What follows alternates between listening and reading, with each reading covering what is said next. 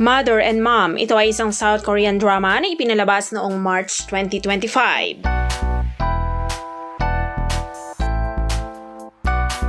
Mother and Mom ay isang family drama na naglalarawan sa buhay ng Dachidong na tatlong henerasyon ng kababaihan na nakasentro sa isang masugid na nagtatrabahong ina na si Jung Yeon na ipinagkatiwala ang 7 taong eksaminasyon ng kanyang anak na babae sa kanyang ina na si Gia habang naghahanda sila para sa entrance test para makapasok sa isang sikat na English Academy.